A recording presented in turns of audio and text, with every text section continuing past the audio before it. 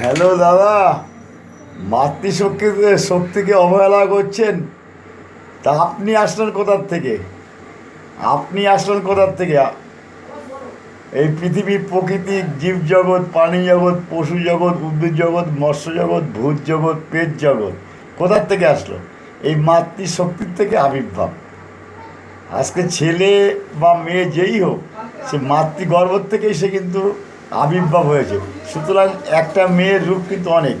যখন কোনো মেয়ে, কোনো বউ কোনো স্বামীকে সেবা করে, তার মনোভাবটা কিন্তু তখন সে বউ থাকে না।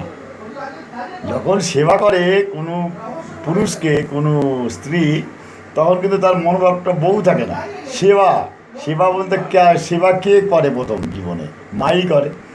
প্রথম জীবনে তো বউ সেবা করে না, মা করে। তখন তার মাতৃরূপ ভাব প্রকাশ হয়। তাই এটা হিসাব করবেন।